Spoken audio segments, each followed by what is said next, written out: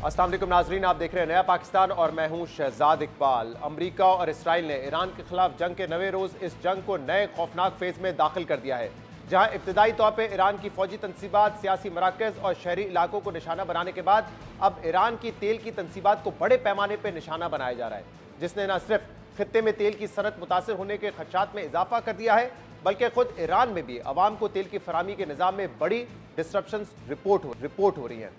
और इस खलल के बायस पेट्रोल पंप्स पर फी कस 20 लीटर का कोटा मुकर्रर कर दिया गया है। जबकि इसी दौरान अब ये खबरें भी सामने आ रही हैं कि 88 ईरानी उलमा पर मुश्तमिल इदारा मजलिस रहबरी ने आज शहीद आयतुल्लाह खमेनी के जानशीन का इंतखाब भी कर लिया है, मगर ईरान के नए रहबर आला कौन होंगे, इनके नाम का ऐलान अभी तक नहीं किया गया है। अल जज़ीरा के मुताबिक मजलिस रहबरी ने नए रहबर आला का नाम पर इत्तेफाक कर लिया है, मगर इनके नाम का ऐलान होना अभी बाकी है। ईरानी खबर एजेंसी के मुताबिक इस मजलिस के एक रुकन मोहसिन हैदरी ने बताया कि मजलिस रहबरी ने सबसे मौजू उम्मीदवार का इंतखाब किया है, जबकि इसी मजलिस के एक और रुकन मोहम्मद मेहदी ने बताया कि नए रहबर आला के इंतखाब के लिए अक्सरियती राय पर फैसला किया गया है। मजलिस के एक और रुकन अहमद आलम अल हुदा के मुताबिक अब सब कुछ मजलिस रहबरी के सेक्रेटरीट के सबरा हुसैनी बुशहरी पर है, जो फिलहाल इस फैसले का अवामी तौर पर ऐलान करने के जिम्मेदार है। दूसरी तरफ इसराइल ने 28 फरवरी को आयतुल्लाह खमेनी को जंग के पहले ही रोज शहीद करने के बाद किसी भी नए रहबर आला और उनके इंतखाब करने वालों को कत्ल की धमकी दे दी है। इसराइली फौज के एक्स पर फारसी जबान के अकाउंट से जारी बयान में इसराइल ने धमकी दी है कि हम आपको बताना चाहते हैं कि रियासत इसराइल न सिर्फ हर जानशीन बल्कि हर उस शख्स का पीछा करता रहेगा जो जानशीन मुकर्रर करना चाहता है। अहम बात यह कि कल रात अमरीकी सदर डोनाल्ड ट्रंप ने बयान दिया था कि आज ईरान को सख्त ज़रब लगेगी और अब उन मकामात को भी निशाना बनाया जाएगा जिन्हें पहले निशाना नहीं बनाया गया, जिसके बाद कल रात अमेरिका और इसराइल की जानिब से तेहरान और इसके इर्द गिर्द 5 ऑयल तनसीबात को निशाना बनाया गया। उन पर खौफनाक हमले किए गए, जिससे बड़े पैमाने पर आग के शोले बुलंद हुए जो कई किलोमीटर दूर तक भी देखे जा सकते हैं। ईरानी खबर एजेंसी के मुताबिक ईरानी शहर कर्ज में ऑयल डिपो पर हमले में 6 अफराद जहाँ भाग हुए, जबकि तेहरान और अलबुर्ज में 4 ऑयल तनसीबात और तेल की मुंतकली के एक मरकज़ पर हमले में कम अज़ कम 4 अफराद हलाक हुए।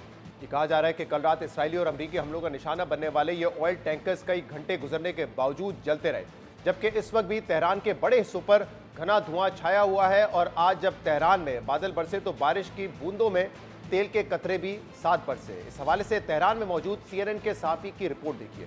यानी इस वक्त तेहरान की ऑयल तनसीबात पर होने वाले हमलों के माहौलियात पर खतरनाक असरात पड़ रहे हैं। ईरानी हिलाल अहमर के मुताबिक तेहरान में तेल के डिपो के फटने से तेजाबी बारिश का खतरा पैदा हो गया है। ये रुझान जिल्द के जलने और फेफड़ों को शदीद नुकसान पहुंचा सकते हैं। ईरान की तेल तनसीबात पर हमलों के जवाब में ईरान ने भी इसराइली शहर हाइफा की तेल तनसीबात पर भी हमला किया है। ताहम इसराइल का दावा है कि इन हमलों में कोई नुकसान नहीं हुआ, जबकि ईरान के पिछले 24 घंटों के दौरान सऊदी अरब समेत खलीजी ममालिक पर भी हमले जारी हैं। सऊदी गैजेट के मुताबिक ड्रोन के जरिए रियाज के सिफारती क्वार्टर पर हमले की कोशिश नाकाम बना दी गई है। सऊदी वजारत दिफा के तर्जुमान के मुताबिक इस हमले में जानी नुकसान समेत कोई और नुकसान नहीं हुआ। सऊदी वजारत दिफा ने यह भी बताया है कि रियाज के मशरिक में 6 ड्रोन्स को इंटरसेप्ट करके तबाह कर दिया गया है। इसके अलावा पिछले 24 घंटों में कुवैत और मुत्तहदा अरब अमारात में भी ड्रोन हमलों की शिद्दत में इजाफा देखा गया है। जबकि ईरानी खबर एजेंसी फारिस ने ज़राए का हवाला देते हुए बताया है कि ईरानी पासदारान इनकलाब आज रात से जहराना हमले शुरू करने जा रहे हैं और इन हमलों में भारी और स्ट्रेटेजिक मिसाइलों का इस्तेमाल 100% बढ़ाया जाएगा। ईरानी पासदारान इनकलाब के तर्जुमान ने इस अज़म का भी इज़हार किया है कि ईरान 6 माह तक high intensity full scale war लड़ने की सलाहियत रखता है।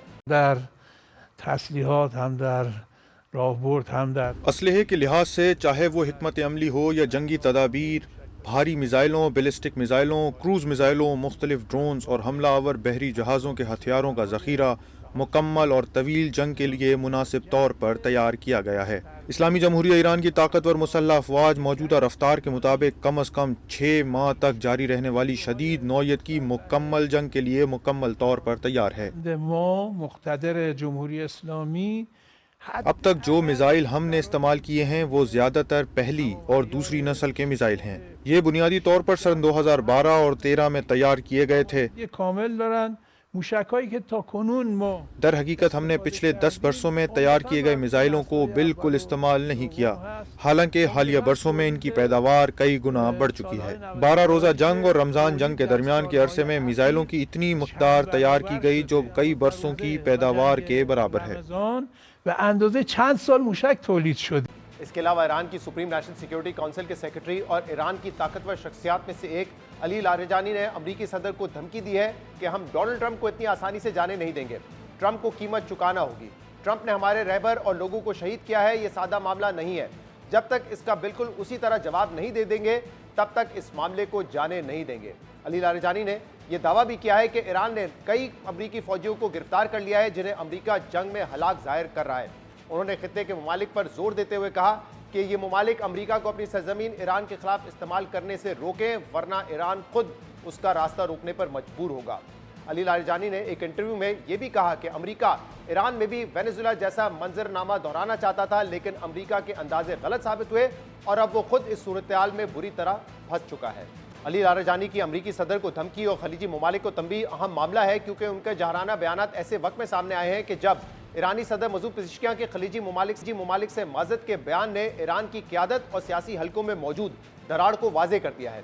क्योंकि ईरानी सदर ने कल जो बयान दिया था, अमरीकी सदर ने उसे ईरान का सरेंडर करार दिया था, जबकि ईरान के अंदर से भी इस बयान को ईरानी सदर की कमजोरी करार दिया जा रहा है, जिसके बाद ईरानी सदर को भी अपनी माज़रत के बयान से पीछे हटना पड़ा।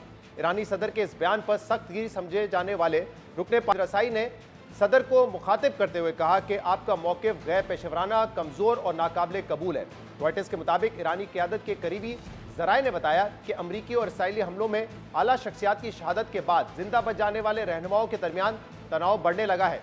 खामेनेई के दफ्तर के करीब समझे जाने वाले एक सख्त गिर कदामत पसंद रहनुमा ने रॉयटर्स को बताया कि पेज़ेश्कियान के तबसरों ने पासदाराने इनकलाब के कई आला रहनुमाओं को भी सख्त नाराज़ कर दिया है। दूसरी तरफ ईरान पर हमले के मामले पर मगरबी दुनिया में भी तकसीम नजर आ रही है। बरतानिया वैसे तो अमरीका को खित्ते में मौजूद अपने अड्डों को इस्तेमाल करने की इजाज़त दे चुका है, मगर रसाई देने में ताखीर के मामले पर ट्रंप बरतानिया से अपनी नाराज़गी का इजहार करते रहे। जबकि कल उन्होंने पहली बार बरतानवी वज़ीर आज़म को बराह रास्त निशाना बनाते हुए कहा कि बरतानिया, जो कभी हमारा सबसे बड़ा इत्तेहादी था, उसने अब मशरिक़ वस्ता में 2 बहरी बेड़े भेजने पर संजीदगी से गौर शुरू कर दिया है। मगर वज़ीर आज़म स्टॉमर साहब, अब हमें आपके बहरी बेड़े की ज़रूरत नहीं है, क्योंकि अमरीका पहले ही ये जंग जीत चुका है। ईरान के साथ जंग में बरतानवी ताउन की कमी को हमेशा याद रखा जाएगा। सदर ट्रंप की इस तनकीद के जवाब में बरतानिया के सेक्रेटरी खारजा ने कहा कि अमरीका के साथ हर चीज़ पर इत्तफाक करना बरतानिया के मफाद में नहीं है। इसके अलावा इस जंग को लेकर कुछ सवालात मुसलसल अमरीका का पीछा कर रहे हैं। पहला सवाल यह है कि अमरीका ने इस जंग का आगाज़ क्यों किया और क्या इस जंग के पीछे अमरीकी मफादात कारफरमा है या इसराइली मफादात की तकमील के लिए नई जंग छिड़ी गई। इस बारे में अमरीकी सदर ट्रंप तो ये कहते हैं कि इसराइल ने नहीं बल्कि अमरीका ने इसराइल को जंग शुरू करने पर मजबूर किया था और इसराइल अमरीका को कंट्रोल नहीं करता, ना इसराइली मफादात पूरे करना इस जंग का मकसद है। मगर अमरीकी वजीर दिफा पीट हेग्सेथ ने कुछ रोज़ पहले पेंटागन में ब्रीफिंग देते हुए कहा कि हम अपने इसराइली साथियों को बताना चाहते हैं कि आपका मिशन गैर मामूली महारत और आईनी अज़म के साथ मुकम्मल किया जा रहा है। To our steadfast partner Israel, your mission is being executed with unmatched skill and iron determination. Fighting shoulder to shoulder with such a capable ally is a true force multiplier and a breath of fresh air. We salute your courage and your contribution. Mr. President, did Israel force your hand to launch these strikes against Iran? Did Netanyahu pull the United States into this war? No, I might have forced their hand. Based on the way the negotiation was going, I think they were going to attack first. And I didn't want that to happen. So if anything, I might have forced Israel's hand. But Israel was ready and we were ready. यानी अमरीकी अवाम अपनी हुकूमत से जो सवालात कर रहे थे और इस जंग को इसराइल की जंग करार दे रहे थे, उनके ये खदशात दुरुस्त नजर आ रहे हैं। जबकि आज अमरीका के मुख्तलिफ शहरों में भी ईरान जंग के खिलाफ बड़े मुजाहरे देखे गए। और इस पर बात करने के लिए हमारे साथ मौजूद है डॉक्टर मलिया लोधी, पाकिस्तानी डिप्लोमेट भी हैं और पाकिस्तान की farmer representative in United nation भी रह चुकी है। बहुत बहुत शुक्रिया डॉक्टर साहब, आपने हमें ज्वाइन किया। डॉक्टर साहब, जब ईरान पर हमला किया अमरीका और इसराइल ने, तो उस वक्त 2-3 अहदाफ थे उनके। एक तो वो रिजीम चेंज चाहते थे, इसलिए जो पहली स्ट्राइक थी वो ईरान के सुप्रीम लीडर के ऊपर थी। फिर वो चाहते थे कि जो बैलिस्टिक मिसाइल प्रोग्राम है या न्यूक्लियर प्रोग्राम है ईरान का, उसको तबाह किया जाए। लेकिन अब वो जो हमला कर रहे हैं वो सिविलियन आबादी पे कर रहे हैं, स्कूलों पे कर रहे हैं, अस्पतालों पे कर रहे हैं, उनके ऑयल डिपोज पे कर रहे हैं। और जवाब में जो ईरान है अब वो भी अपनी स्ट्राइक्स बढ़ा रहा है, जो कि वो गल्फ कंट्रीज में कर रहा है। ये मामला आपको जाता हुआ नजर आ रहा है और अब क्या लगता है ईरान और अमरीका अब चाहते क्या हैं? देखिए, शुरू से ही इस जंग की शुरू से ही अमेरिका ने हमेशा अपने ऑब्जेक्टिव्स चेंज करते रहे। कभी सदर ट्रंप ने कहा कि ये रेजिम चेंज के बारे में, कभी उन्होंने कहा कि उनके न्यूक्लियर फैसिलिटीज़ को हम तबाह करना चाहते हैं, कभी उन्होंने कहा कि वहाँ पर जो डेमोन्स्ट्रेशंस हुई हैं हम तो उनकी हिमायत करना चाहते हैं। तो I mean there has been utter confusion मेरा ख्याल है इन द ट्रम्प एडमिनिस्ट्रेशन। और फिर ये भी कि जो हमले इस वक्त हो रहे हैं सिविलियन टारगेट्स पे ईरान में, वो तो लगता ये है कि इज़राइल की जो प्लेबुक है जो उन्होंने इस्तेमाल की गाज़ा में, बिल्कुल वही चीज़ दोहराई जा रही है। मैं समझती हूँ कि ये लड़ाई बहुत ही शिद्दत इख्तियार कर रही है और ट्रम्प इंतज़ामिया को मेरा ख्याल है उन्होंने एक मिस कैलकुलेशन की, उनको अंदाज़ा नहीं था। और जो अब रिपोर्ट्स आ रही हैं वो भी यही इंडिकेट करती हैं कि ट्रम्प का ख्याल था कि 3-4 दिन में ये बात ख़त्म हो जाएगी, ईरान में रेजीम कोलैप्स हो जाएगा और रेजीम चेंज हो जाएगी और मामला ख़त्म, और ये ही विल डिक्लेयर विक्ट्री और वो कहेगा जी एक और विन हो गई मेरे लिए। ऐसा तो नहीं हुआ। सो मैं समझती हूँ कि इज़राइल और अमेरिका दोनों ने अंडर एस्टिमेट किया जो ईरान का रिस्पांस हम देख रहे हैं पिछले 9 दिन से, और वो रिस्पांस बहुत ही स्ट्रॉन्ग है, इसलिए कि Iran is not just replying militarily, उनकी इकोनॉमिक भी साथ एक डायमेंशन है उनकी स्ट्रेटजी की जो बहुत ही अहम है, जिसका आपने किसी हद तक तज़किरा किया। ईरान ने जो अटैक किया है on energy infrastructure in the GCC countries, उससे तो आप देख लें कि क्या हो रहा है। उससे हो ये रहा है और उनकी स्ट्रेटजी ये है to raise the costs of the war and to make it very very painful so that the Arab countries वो भागे हुए जाएँ वाशिंगटन, और वाशिंगटन में सदर ट्रम्प को कहें कि ये जंग का ख़ात्मा करें, बिकॉज हम ये इकोनॉमिक बर्डन नहीं ले बर्दाश्त कर सकते। और इकोनॉमिक बर्डन क्लियर है, इस वक्त तेल नहीं फ्लो कर रही through the straight of Hormuz, तेल की कीमत ऊपर जा रही है। कतर के जो एनर्जी मिनिस्टर हैं उन्होंने कहा है कि अगर ये जंग अगले चंद दिनों में ख़त्म नहीं होती तो price of oil can even go up to $150 per barrel, और ये भी कि exports from GCC countries of oil will completely stop. तो ये देखें, the economic costs now are piling up for the GCC countries as well as for the United States ultimately. सही, लेकिन doctor मलीस भाई मैं सवाल ही आपसे करना चाह रहा हूँ कि आपको क्यों लग रहा था कि अमेरिका जो है एक शॉर्ट जंग के लिए वो जाना चाह रहा था? क्योंकि अगर इसराइल इस खित्ते के दूसरे ममालिक को कमज़ोर करके इस पर काबिज होना चाहता है, और अब तो पीट हेग्सेथ ने कह दिया है कि हम ये इसराइल की जंग लड़ रहे हैं और बड़े अच्छे तरीके से जो इसराइल का मिशन है उसको हम कामयाबी से आगे बढ़ा रहे हैं, तो यानी कि अगर उनके अहदाफ ये थे तो फिर क्यों आपको लगता है कि अमेरिका एक शॉर्ट टर्म जंग में जाना चाह रहा था, जबकि पहले हमने देखा है इराक में वो कई साल के लिए गए, वो अफगानिस्तान में 20 सालों के लिए गए। मगर हर दफ़ा आप ठीक कह रहे हैं शहजाद, हर दफ़ा उनकी तवक्को तो यही थी ना, अफ़गानिस्तान में भी उन्होंने यही सोचा कि इतनी तवील जंग होनी होगी, और इराक में भी वही हाल था। लेकिन देखें, जो असल चीज़ जिसकी आपने निशानदेही की है वो ये है कि जो सबक इनको सीखने चाहिए थे from interventions in the past, चाहे वो अफ़गानिस्तान, चाहे लीबिया, चाहे इराक, वो इन्होंने नहीं सीखे। और जो उनकी एक्सपेक्टेशन इस दफ़ा भी यही थी कि जी ईरान तो कुछ भी नहीं है और हम तो द 2 मोस्ट पावरफुल आर्मीज़ आप कह लें किसी हद तक इन द वर्ल्ड, हम तो मिल के उनको अटैक कर रहे हैं, तो वो कैसे सर्वाइव करेंगे? सर्वाइव तो कर गए, वो ना सिर्फ सर्वाइव किए, ना वहाँ रजीम कोलैप्स हुई, और उनकी बर्दाश्त बहुत ज़्यादा है।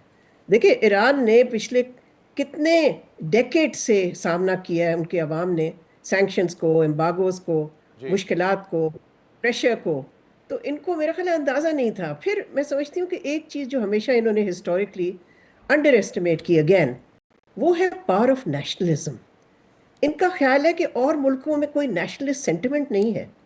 देखें, नेशनलिस्ट सेंटिमेंट सबसे स्ट्रॉन्ग जब होती है तो तभी आप लड़ाई लड़ सकते हैं और आप जवाब दे सकते हैं कि एक अग्रेसर का, जो कि हम देख रहे हैं कि ईरान कर रहा है। राइट। अच्छा, अब ये बताइएगा, क्योंकि ऑब्वियसली जब ईरान हमले कर रहा है अब गल्फ कंट्रीज़ पे, तो ये मामला मज़ीद कॉम्प्लेक्स होता जा रहा है।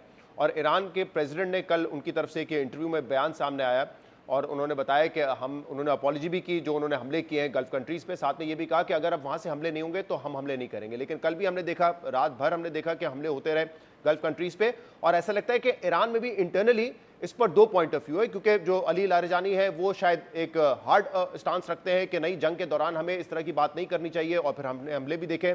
तो ईरानी जो इस वक्त लीडरशिप है उसमें भी कहीं ना कहीं कंफ्यूजन या कोई डिवीजन नजर आ रही है आपको? नहीं, मुझे तो बिल्कुल कोई कंफ्यूजन नहीं नज़र आ रही। उनकी स्ट्रैटेजी बड़ी क्लियर है, और that is to defend themselves. देखें, उनके लिए डू और डाई है। तो ये ज़रूर है कि उनके सदर ने कहा कि जी हम अटैक नहीं करना चाहते, और मैं समझती हूँ कि एक तरह से वो एक डी एस्केलेशन का भी मूव थी या ऑफर था, लेकिन उसके जवाब में उनको क्या मिला? उनके उसके जवाब में उनको ज़्यादा शदीद बॉम्बिंग मिली फ्रॉम इजराइल एंड अमेरिका, जो कि सिविलियन टारगेट्स पे उन्होंने अटैक किया, बच्चों के स्कूलों पे अटैक किया। सो उसके बाद आप क्या एक्सपेक्ट करते हैं ईरान से? एग्जैक्टली जो आप देख रहे हैं। So I think the coming week, जो आने वाला हफ्ता है, वो बहुत ही डिसाइसिव होगा इस जंग के लिए। इससे हमें पता चलेगा कि किस हद तक सदर ट्रंप जब देखेगा, देखिए उस पर जो प्रेशर आएगा सदर ट्रंप पे, वो दो किस्म का है। एक तो इन अरब ममालिक से, जो कहेंगे और कह रहे होंगे, आई एम श्योर, बिकॉज कुछ रिपोर्ट्स तो हैं कि कतर ने तो कहा है और शायद यूएई ने भी कहा है कि आप कोई ऑफ रैंप ढूंढें इस क्राइसिस से और इस क्राइसिस को ख़त्म करें। दूसरा प्रेशर जो आ रहा है, हम देख रहे हैं, वो अमेरिका के अंदर से। सारे ओपिनियन पोल्स जो हैं अमेरिका में, वो ये दिखा रहे हैं कि the majority of Americans do not support the war on Iran. और साथ साथ इसके अपने जो ट्रंप के मेगा सपोर्टर्स हैं, राइट विंग जो कंजर्वेटिव्स हैं, उनकी तरफ से तनकीद शुरू हो चुकी है, और वो वार्न कर रहे हैं कि जो मिड टर्म कांग्रेशनल इलेक्शंस आने वाले हैं इस साल के आखिर में, तो उसमें उसको बहुत ही बड़ा चैलेंज का सामना करना पड़ेगा। So I think Trump is under a lot of pressure now, political, economic and diplomatic. अच्छा, इंटरनल प्रेशर तो बढ़ेगा, लेकिन ये जो आप बात करें कि ईरान की तरफ से जब गल्फ कंट्रीज़ के इंफ्रास्ट्रक्चर पे या एनर्जी इंफ्रास्ट्रक्चर पे जब हमले होंगे तो वहाँ से भी दबाव बढ़ेगा उनके ऊपर, और फिर वो शायद पुश करें डोनाल्ड ट्रंप को, इसराइल को, कि इस जंग को रोकें। किस हद तक आपके ख्याल में ये पॉसिबल हो सकता है? क्योंकि डायरेक्ट कॉस्ट तो इसराइल ऐसा नहीं पे कर रहा है। हाँ, ईरान हमले कर रहा है, उनके आबादी के ऊपर भी हमले हुए, पेनिट्रेट किया है जो उनका आयरन डोम है उसको मिसाइल्स ने, लेकिन फिर भी जितनी कॉस्ट ईरान पे कर रहा है उतनी इसराइल तो नहीं पे कर रहा। तो जब तक इसराइल डायरेक्ट कॉस्ट नहीं पे कर रहा हो, अमेरिका डायरेक्ट कॉस्ट पे ना कर रहा हो, तो आपको लगता है फर्क पड़ेगा गल्फ कंट्रीज के प्रेशर से? जी, डायरेक्ट कॉस्ट तो होगा ना अमेरिका को। जब तेल की कीमत ऊपर चली जाएगी तो आपका क्या ख्याल है कि अमेरिका में क्या होगा? उनके पेट्रोल पंप्स पे जब लोग जाएंगे और देखेंगे कि जी उनको ज़्यादा पैसे देने पड़ रहे हैं फॉर एवरी गैसोलीन, तो what do you think that will do? और वो भी एक इलेक्शन ईयर में, यानी कि कन्वेंशनल इलेक्शंस आगे आ रहे हैं। देखें, जो इकोनॉमिक कॉस्ट है वो बढ़ती जा रही है। गैस की प्राइसेस यूरोप में 50% ऊपर जा चुकी हैं ऑलरेडी। फिर ये कि मार्केट्स जो हैं, ग्लोबल मार्केट्स हिल चुके हैं, और उसका असर ये तो नहीं हो सकता कि अमेरिका कोई आइलैंड तो नहीं है ना, जाहिर है America is going to be affected. So ये भी बात आपके है। ख्याल में क्या ये कैलकुलेशन में लिया नहीं होगा इन्होंने कि स्ट्रेट ऑफ हॉर्मुज पे भी पाबंदी लग सकती है, उसको बंद किया जा सकता है, या गल्फ कंट्रीज पर अटैक हो सकता है, तो फिर ये सारी चीजें तो होंगी, ग्लोबल कमोडिटी प्राइसेस बढ़ेंगी। जी, शहजाद लगता तो नहीं है, बिकॉज अच्छा, अगर होता हाँ, तो ये कोई डिफेंसिव एक्शंस लिए इन्होंने। और फिर जो सबसे अहम चीज़, सबसे अहम तो नहीं मैं कहूँगी, मगर out of all the important things, जो चीज़ सामने आई है वो ये है कि गल्फ स्टेट्स की सिक्योरिटी, जो टोटली रिलायंट थी अमेरिका पे, that has shown to be a sham. वो तो बिल्कुल ही एक मिथ है, इसलिए कि अमेरिका ने कुछ नहीं दिया, कुछ नहीं किया उनको प्रोटेक्ट करने के लिए। जो सिक्योरिटी अम्ब्रेला था, वो तो बिल्कुल ही एक बिल्कुल ही फास और शैम निकला। But these states are now, I am sure, वहाँ पर बहुत ही ज़्यादा तशवीश होगी कि इकोनॉमिकली ये कैसे आगे जाएंगे। फिर देखें, एक बिजनेस मॉडल था पूरे जीसीसी इलाके का। वो बिजनेस मॉडल क्या था कि हमारे यहाँ सिक्योरिटी है, हम एक बिजनेस हब हैं, हमारे यहाँ ईज ऑफ डूइंग बिजनेस बहुत ही आसान है, टैक्स फ्री हेवन है। ये सारा कुछ जो है, ये मिथ जो है, ये एक्सप्लोड हो चुकी है। सही। अब ज़्यादा बताइएगा कि पाकिस्तान के हवाले से ऑब्वियसली पाकिस्तान कोशिश कर रहा है कि इन हालात में, कॉम्प्लेक्स सिचुएशन में, अपनी डिप्लोमेसी से गल्फ कंट्री से भी बात करे, ईरान से भी बात करे। कल आपने देखा होगा, ये बयान भी सामने आया था कि पाकिस्तान का डिफेंस पैक्ट एग्रीमेंट है विद सऊदी अरब, और अगर सऊदी अरब पे हमले बढ़ेंगे तो अब आपको क्या लगता है कि पाकिस्तान डिप्लोमेसी से ही काम लेगा, या सिचुएशन को आगे जाके आप कैसे देखती हैं? देखिए, पाकिस्तान ने जो पिछले साल पोजीशन इख्तियार की थी, जो एक असूल पे मबनी थी, पाकिस्तान को उसी पे कायम रहना चाहिए। और प्रिंसिपल क्या है इस वक्त? प्रिंसिपल ये है कि एक मुल्क जो हमारा हमसाया मुसलमान मुल्क है, ईरान, उस पर अग्रेशन की गई है, इंटरनेशनल लॉ को वायलेट किया गया है, और अमेरिका और इसराइल ने मिल के जिस किस्म की जारियत कर रहे हैं, इस वक्त बर्बरियत मैं कहूँगी, हमें उस पर एक असूली मौक़िफ़ लेना चाहिए। और फिर ये, हमें इसमें इन्वॉल्व नहीं होना चाहिए। You can take a position on it, but we must steer clear. And ऐसी चीज़ हम ना कर बैठें इस शौक में कि हमने बहुत बड़ा कोई रोल प्ले करना है कि हम फिर उस पे कोई हमें डिप्लोमेटिक सेटबैक का सामना करना पड़े। मुझे नहीं पता कि आपकी नज़र से डिफेंस मिनिस्टर ख्वाजा आसिफ साहब का कल एक्स पर ये पोस्ट गुजरा है कि नहीं आपकी नज़र से, जिसमें उन्होंने कहा we will be targeted one by one falling prey due to lack of unity and faith in God. Today Palestinians and Iranians are targeted, tomorrow gradually all fall prey to the Zionist regimes. तो वो तो इस चीज़ की बात कर रहे हैं, और जब वो वी की बात करें तो आई एम श्योर उनका शायद इशारा पाकिस्तान की तरफ है। ऑल्दो हमारी कुछ सहाफ़ियों की मुलाकात हुई थी सिक्योरिटी ऑफिशियल से, तो उन्होंने कहा था कि पाकिस्तान तो हदफ हो ही नहीं सकता, क्योंकि पाकिस्तान एक तो न्यूक्लियर स्टेट है, हमारी आर्मी बहुत मजबूत है और हमारी जो डिप्लोमेसी है वो भी एक बैलेंस रही है एज कम्पेयर टू ईरान। तो वो कहते हैं हमें पाकिस्तान को तो खतरा नहीं है, बट ख्वाजा आसिफ साहब समझते हैं कि बारी बारी सब मुल्कों की बारी आएगी। देखिए, Khawaja Asif is prone to making ड्रामाई किस्म के स्टेटमेंट्स, तो मगर मैं ये ज़रूर कहूँगी कि पाकिस्तान को अपनी जौहरी क़ुव्वत पे एतमाद होना चाहिए।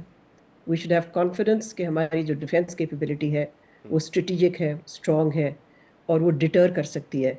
बहुत पहले भी इज़राइल के ज़हन में आया था कि वो भारत के साथ मिल के हमारी न्यूक्लियर फैसिलिटी कहूटा को अटैक करने का, आपको पता नहीं याद है कि नहीं? जी जी। अगर आप गूगल करें तो ये खबरें आपको मिल जाएंगी उस वक्त की। और ये उस वक्त की बात है जबकि पाकिस्तान एक डिक्लेयर्ड न्यूक्लियर वेपन स्टेट नहीं था, लेकिन जाहिर है हमारा न्यूक्लियर प्रोग्राम और परस्यूट जारी थी, लेकिन वो नहीं कर सके। वो क्यों नहीं कर सके? Because we had the capacity to respond. तो ये इतना आसान नहीं, और मेरा ख्याल है हम हर चीज़ अपने बारे में ना बनाया करें। एक जंग हो रही है, उस जंग में हम इन्वॉल्व नहीं हैं, लेकिन हमारे हमसाए पे एग्रेशन हो रही है। So let us focus on that and what we need to do to protect ourselves and to ensure कि जो हमारा long border है ईरान के साथ, उस पे हम अपनी we should keep an eye on that border, make sure कि कोई ऐसा spillover ना हो जो हमारे लिए destabilizing हो। I think that's what we should focus on, not these dramatic statements and scare scenarios.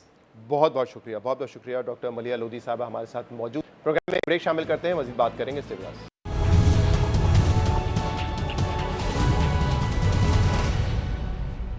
Welcome back. आलमी मार्केट में तेल की कीमतों में इजाफे का सारा बोझ अवाम पर मुंतकिल करते हुए हुकूमत ने पेट्रोल और डीजल की कीमतों में 55 रुपए फी लीटर का जो इजाफा किया था, उस पर अवामी, सियासी और कारोबारी हलकों की जानिब से तनकीद का सिलसिला जारी है और हुकूमत के अपने इत्तेहादी भी सारा बोझ फौरी तौर पर अवाम पर मुंतकिल करने के फैसले पर सवालात उठा रहे हैं कि क्या हुकूमत टैक्सेस में कमी करके कुछ बोझ खुद बर्दाश्त नहीं कर सकती थी।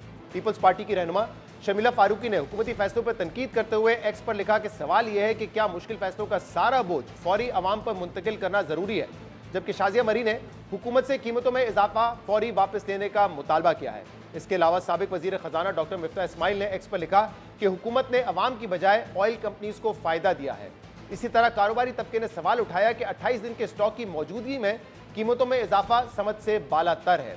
इसके अलावा इस बात पर भी बहस जारी है कि पाकिस्तान ने फौरी तौर पर सारा बोझ अवाम पर मुंतकिल कर दिया है, जबकि खित्ते के दीगर ममालिक ने या तो आलमी मंडी में कीमतों में इजाफे का बोझ अवाम पर मुंतकिल नहीं किया और कीमतों को मुस्तहकम रखा है, या फिर कीमतों में सिर्फ 1 से 6% तक का मामूली इजाफा किया है। पाकिस्तान ने एक ही बार में कीमतों में 20% तक का इजाफा कर दिया है।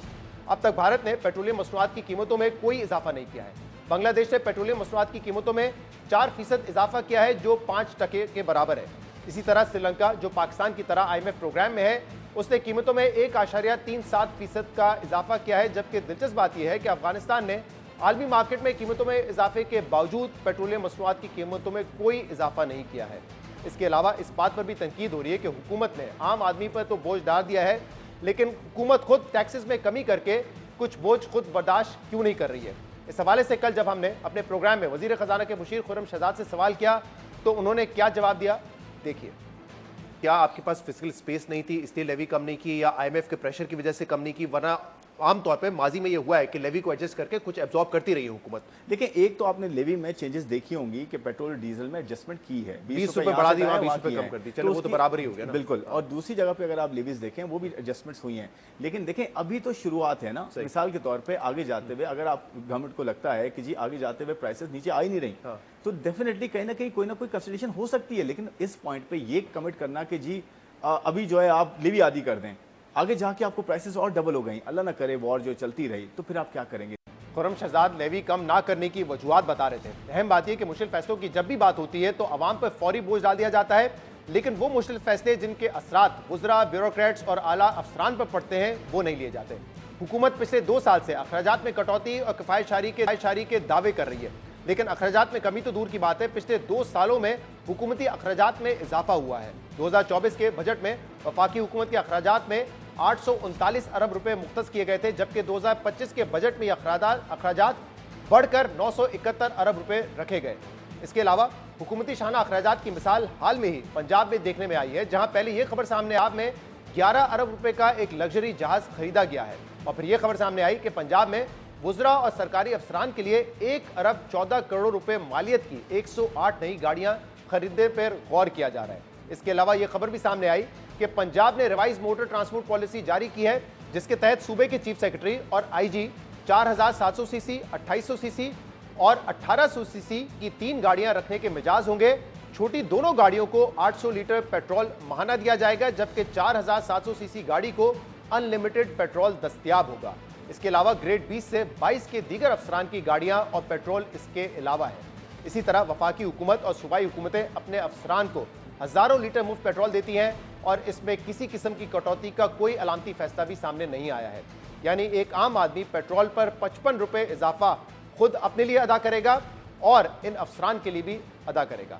अब पाकिस्तान में सरकारी अफसरान को किस तरह नवाजा जाता है, इसका मवाजना पंजाब और भारत की रियासत हरियाणा के अफसरान की मराद की सूरत में आपके सामने रखते हैं, क्योंकि पंजाब के बरक्स भारतीय रियासत हरियाणा के चीफ सेक्रेटरी को 2 साल पहले 14 लाख मालियत की गाड़ी रखने की इजाजत दी गई थी, जिसकी मालियत अब 18 लाख रुपए है, जो पाकिस्तानी रुपए में तकरीबन 50 लाख रुपए बनती है। अहम बात यह कि भारत में इस फैसले पर भी सख्त तनकीद हुई थी, जबकि यहाँ पंजाब में चीफ सेक्रेटरी को 4700 सीसी की 1 और दीगर 2 गाड़ियां रखने की इजाजत दी गई है।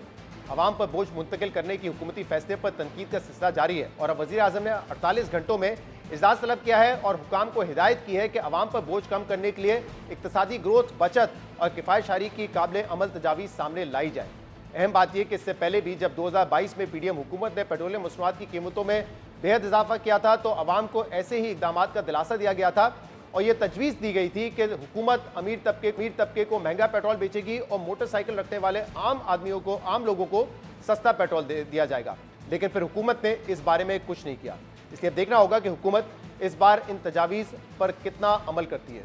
दूसरी जानिब खैबर पख्तूनख्वा हुकूमत ने इस सिलसिले में मोटरसाइकिल सवार अवाम के लिए रिलीफ का ऐलान किया है। वज़ीर आला सोहेल आफरीदी ने ऐलान किया है कि हुकूमत 15 लाख रजिस्टर्ड मोटरसाइकिल वाले शहरियों को 2200 रुपये फी फर्द अदा करेगी, ताकि वो पेट्रोल की कीमत का बोझ उठा सके। जो पेट्रोल की कीमत में 55 रुपए इजाफा किया गया, इसका असर हमारे गरीब आवाम पर होगा। इन चीजों को मद्देनजर रखते हुए सूबाई हुकूमत खैबर पख्तूनख्वा अपने लोगों के लिए तकरीबन 14 से 15 लाख वो लोग जिनके मोटरसाइकिल्स रजिस्टर्ड हैं, उनके लिए 2200 रुपए का ऐलान करती है कि उनके लिए जो 55 रुपए का इजाफा पेट्रोल में हुआ है वो सूबाई हुकूमत उनके लिए पे करेगी इंशाअल्लाह ताला। और ये 2 किस्तों में होगा। 1100 रुपए अभी बिल्कुल जल्दी मिलेंगे और 1100 रुपए थोड़ी देर बाद मिलेंगे।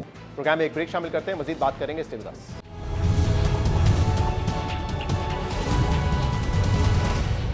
Welcome back. आज भारत T20 वर्ल्ड कप का मुसलसल दूसरा फाइनल खेल रहा है और ऐन मुमकिन है कि आज वो 2 बार लगातार T20 वर्ल्ड कप जीतने वाली पहली टीम बन जाए, जबकि पाकिस्तान क्रिकेट टीम, जिससे कभी दुनिया की टीमें खौफजदा होती थी, जो टीम भारत को मुकम्मल तौर पर डोमिनेट करती थी, वो मुसलसल दूसरी बार T20 वर्ल्ड कप में नॉकआउट राउंड के लिए क्वालिफाई करने में नाकाम रही है। पाकिस्तान क्रिकेट के इस उरूज से जवाल की कहानी की कई वजूहात हैं। इसकी एक बड़ी वजह यह भी है कि पहले पाकिस्तान टीम को एक के बाद एक कुदरती तौर पर बासलाहियत खिलाड़ी मिल जाते थे, जो बैटिंग या बॉलिंग में अपनी इंफरादी कारकर्दगी से मैच जितवा देते थे। लेकिन अब इस तरह का टैलेंट टीम में नजर नहीं आ रहा। इसकी वजह या तो यह है कि अब वैसा टैलेंट रहा नहीं, या फिर नीचे से लेकर ऊपर तक मेरिट का मुकम्मल तौर पर कत्ल हो चुका है, जो बासलाहियत खिलाड़ियों को ऊपर आने नहीं देता। लेकिन इससे भी ज्यादा अहम बात यह है कि दुनिया क्रिकेट तब्दील हो चुकी है और हॉकी की तरह क्रिकेट में भी पाकिस्तान खुद को बदलती दुनिया से हम आहंग करने में नाकाम रहा है, क्योंकि अब सिर्फ नेचुरल टैलेंट ही होना काफी नहीं है। जदीद दौर की क्रिकेट साइंसी अंदाज से खेली जाती है, जिसमें सलाहियतों, फिटनेस, माइंडसेट और डेटा एनालिसिस सब जरूरी हैं, और ये सिर्फ इंटरनेशनल लेवल पर नहीं बल्कि हर लेवल पर ज़रूरी है। लेकिन ये हासिल करने के लिए एक मजबूत इंफ्रास्ट्रक्चर होना ज़रूरी है, लेकिन वो हमारे पास मौजूद नहीं है और ना ही हम इसे बनाने की संजीदा कोशिश कर रहे हैं, क्योंकि हमारे फैसले एडॉक होते हैं और इनमें कोई तसलसल नहीं होता। जैसा कि अगर डोमेस्टिक क्रिकेट को बेहतर करना हो तो 5 मेंटर्स को भारी तनख्वाहों पर मुकर्रर कर दिया जाता है। अगर टीम को पावर हिटर्स की ज़रूरत है तो स्ट्राइक फोर्स बना दी जाती है। फिटनेस लेवल को बेहतर करना हो तो खिलाड़ियों को काकुल भेज दिया जाता है। और सबसे हालिया मिसाल कि अगर खिलाड़ी बुरी कारकर्दगी दिखाएं तो उन पर 50 लाख रुपए का जुर्माना कर दिया जाता है। मोहसिन नकवी को बतौर चेयरमैन पीसीबी अब 2 साल हो चुके हैं और क्योंकि वो मुल्क के वजीर दाखिला भी हैं, इसलिए उन्हें पाकिस्तानी तारीख का मजबूत तरीन चेयरमैन भी कहा जाता है। मोहसिन नकवी के दौर को 2 हिस्सों में तकसीम किया जा सकता है, एक पॉलिटिक्स ऑफ क्रिकेट और दूसरा परफॉर्मेंस इन क्रिकेट। इसमें कोई शक की बात नहीं है कि मोहसिन नकवी की सरबराही में पाकिस्तान को पॉलिटिक्स ऑफ क्रिकेट में अहम कामयाबियां मिली हैं। मोहसिन नकवी के दिले फैसलों से न सिर्फ पाकिस्तान की अहमियत बढ़ी है बल्कि हमने बीसीसीआई और आईसीसी के डबल स्टैंडर्ड्स को कॉल आउट किया है और उन्हें एक्सपोज किया है। हमने आईसीसी को मजबूर किया कि फैसले बराबरी की बुनियाद पर होने चाहिए। जब भारत ने पाकिस्तान में चैंपियंस ट्रॉफी खेलने से इनकार किया तो हमने तहरीरी मुआहदा किया कि फिर पाकिस्तान भी आईसीसी इवेंट्स के लिए भारत नहीं जाएगा। भारत में जारी T20 वर्ल्ड कप से पहले जब बांग्लादेश के साथ नाइंसाफी की गई तो हमने आईसीसी के डबल स्टैंडर्ड्स के खिलाफ स्टैंड लेते हुए भारत से मैच खेलने से इनकार कर दिया। और जब आईसीसी की टीम ने पाकिस्तान आकर हमारी शराइत मानी तब हमने भारत के खिलाफ ना खेलने का फैसला तब्दील किया। ये तो हुई बात पॉलिटिक्स ऑफ क्रिकेट की, लेकिन मोहसिन नकवी के दौर में परफॉर्मेंस इन क्रिकेट हर गुजरते दिन के साथ निचली से निचली सतह पर जाती जा रही है। पिछले 2 सालों में पाकिस्तान 2 T20 वर्ल्ड कप के नॉकआउट मरहले तक पहुंचने में नाकाम रहा है और आईसीसी चैंपियंस ट्रॉफी जिसके हम मेजबान थे उसमें भी नॉकआउट मरहले तक पहुंचने में हम नाकाम रहे। फरवरी 2024 में पाकिस्तान टेस्ट में 6ठी पोजीशन पर था, आज 7वीं पोजीशन पर है। फरवरी 2024 में पाकिस्तान T20 क्रिकेट में 4थी पोजीशन पर था, आज 7वीं पोजीशन पर है। जबकि वनडे क्रिकेट में हम 3रे नंबर से अब 4थे नंबर पर आ चुके हैं। और इस सवाल की एक बड़ी वजह जहां गलत फैसलों का होना है, वहीं इससे बड़ी वजह फैसलों में तसलसल का ना होना है, क्योंकि मोहसिन नकवी के 2 साल दौर में 3 बार सिलेक्शन कमेटी, 3 बार कोचिंग स्टाफ और 3 बार टीम की कप्तानी में तब्दीलियां हो चुकी हैं। इन 2 सालों में पाकिस्तान टीम की कप्तानी कभी बाबर आजम तो कभी शाहीन शाह अफरीदी को दी गई, तो कभी रिजवान को और फिर सलमान अली आगा को आजमाया गया। इसी तरह 2024 में पहले मोहम्मद हफीज को टीम का डायरेक्टर और हेड कोच बनाया गया और फिर उन्हें कुछ ही दिनों बाद हटाकर अजहर महमूद को अबूरी कोच बनाया गया। फिर गैरी कर्स्टन को व्हाइट बॉल और जेसन गिलिस्पी को रेड बॉल का कोच बनाया गया, मगर ये दोनों गैर मुल्की कोचेस भी ज्यादा देर तक अपने ओहदे पर बरकरार ना रह सके। जेसन गिलिस्पी सिलेक्शन पैनल में अदम शमूलियत और अपने असिस्टेंट कोच टिम नील्सन का कॉन्ट्रैक्ट रिव्यू ना होने की वजह से मुस्ताफी हो गए, जबकि गैरी कर्स्टन भी सिलेक्शन पावर और फैसला साजी के इख्तियारात ना होने का शिकवा करके इस्तीफा देकर चले गए। ताहम बाद में इनके इस्तीफे की कुछ और वजूहात भी सामने आती रहीं। गैरी कर्स्टन और जेसन गिलिस्पी के बाद माइक हैसन को कौमी टीम का कोच बनाया गया और अब सरफराज अहमद को रेड बॉल टीम का कोच बनाने की खबरें सामने आ रही हैं। यानी पाकिस्तान क्रिकेट इस वक्त रोलर कोस्टर की सूरत इख्तियार कर चुकी है, जहां कारकर्दगी में बेहतरी के लिए कई फैसले किए जाते हैं, फैसले बार बार तब्दील किए जाते हैं, मगर टीम का हाल बदलने का नाम नहीं ले रहा, जिसकी जिम्मेदारी खिलाड़ियों पर तो आयद होती है जो अपने खेल में बेहतरी लाने में नाकाम रहे। वहीं बोर्ड के फैसले भी इस बहरान की बड़ी वजह है। हमने इस मामले पर बात करने के लिए पीसीबी के ओहदेदारों को प्रोग्राम में आने की दावत दी, मगर किसी ने प्रोग्राम में आने की हामी नहीं भरी। इस मामले पर हम मजीद बात करेंगे, जिसके लिए हमें ज्वाइन किया पाकिस्तान के साबिक टेस्ट कप्तान राशिद लतीफ़ ने। राशिद भाई, बहुत बहुत शुक्रिया, आपने हमें ज्वाइन किया। यानी ये कहा जा सकता है एक फ़ैन के तौर पे कि दुख होता है कि आज फाइनल है और पाकिस्तान की टीम इसमें नहीं है। इनफैक्ट फाइनल क्या, हम तो पिछले 2 T20 वर्ल्ड कप में नॉकआउट स्टेजेस के लिए भी क्वालिफाई नहीं कर पाए हैं। इंडिया अपना दूसरा फाइनल खेल रहा है, मुमकिन है आज जीत जाए। दोनों मैचेस में यानी सेमीफाइनल में और आज 250 रन खड़े किए उन्होंने। मतलब ये सोच रहा हूं मैं कि हम कहां पीछे रह गए हैं कि इंडिया जिसको हम डोमिनेट करते थे, हम दुनिया क्रिकेट के लिए एक खौफजदा टीम के तौर पे सामने आते थे, लेकिन आज हम इतना पीछे चले गए, भारत इतना आगे चला गया है। क्या उन्होंने ठीक किया है और क्या हमने गलत किया है? थैंक यू शहजाद भाई, और आपने जितनी भी बातें की दुरुस्त हैं, उसमें बहुत सारी चीज़ें हैं, जाहिर सी बात है इतनी बातें हम नहीं कर पाएंगे अभी, लेकिन जो सही किया उन्होंने मेरिट को बहुत हाई कर दिया। और उसकी मिसाल आपको एक विकेट कीपर दत्तेश शर्मा थे, वो थे एशिया कप में, उनको ही खेलना था वर्ल्ड कप, लेकिन उन्होंने इतने क्विकली चेंज किए। ईशान किशन और संजू आ गए और वो उन्होंने डोमिनेट किया, और आज के मैच में भी देख लें डोमिनेट किया है। तो प्लेयर्स बेंच स्ट्रेंथ आपको बनानी पड़ती है। हम प्लेइंग 11 बनाते रहे, वो भी नहीं बन पाई। इनकी बेंच स्ट्रेंथ देखें जरा, इंडिया की, न्यूजीलैंड की, सबकी देखें जो टॉप टीम्स है। और जहाँ तक है मेरिट का, बिल्कुल हमारे यहाँ फुकदान है काफी नजर आया है हमें। और मेरिट पे नहीं होती, अभी भी टीम जो बांग्लादेश गई है उसमें भी मेरिट नहीं हुई है। और कुछ प्लेयरों पे ट्रस्ट हो जाता है पाकिस्तान क्रिकेट बोर्ड को, वही रन कर रहे होते हैं। और ये नहीं कहूंगा कि बहुत खराब कर दिया उन्होंने, लेकिन उनको बहुत टाइम लग रहा है। अब नए सिलेक्शन कमेटी चेंज हो गई, अब नई आ गई है, दो दो नए आ गए, सरफराज आ गया, मिसबाउल आ गए। तो इतनी ज्यादा चेंजेस भी ठीक नहीं है। और हमें हुआ ये कि 2010 के राशिद भाई, बाद ना चेंजेस हमारी क्यों हो रही है कि एक तो चले हम खिलाड़ियों पे बात करते रहते हैं, लेकिन जब एक फैसला होता है गैरी कर्स्टन को बुलाने का, गिलिस्पी को, अब जो भी वजूहत हुई उनकी, उन्होंने तो कहा था कि वो तो पार्ट टाइम ही रहेंगे यहाँ पे, फिर हमें कोई एतराज हुआ, उनको कुछ एतराज हुआ, निकाल दिया। सिलेक्शन कमेटी में तो हम अपने लोगों ही भर्ती कर रहे हैं, लेकिन कब नहीं पता चलता कि कब सिलेक्शन कमेटी तब्दील होगी है, वजह क्या है इसकी? वजह इंटरनल पॉलिटिक्स है ना, प्रोफेशनलिज्म नहीं है। जहाँ जिस इदारे में प्रोफेशनल लोग होते हैं वो ऐसा थोड़ी करने देंगे। हमारे प्लेयर्स भी, हमारे जितने भी क्रिकेट कम्युनिटी है उनके, जो जो हमारे लोग वहाँ काम कर रहे हैं, उनके अपने मफादात होंगे वहाँ पे, जिसकी वजह से गैरी कर्स्टन नहीं रुक सका। उसकी अपनी पावर ले ली, और जैसन गिलेस्पी की पावर ले ली। अब जब खुद आए तो सारी पावर आपने ले ली। ये कैसे हो सकता है ना? टीम फिर भी खराब हुई। रिजवान कप्तान था, शाहीन कप्तान था, बाबर कप्तान था, सभी कप्तान बन रहे हैं।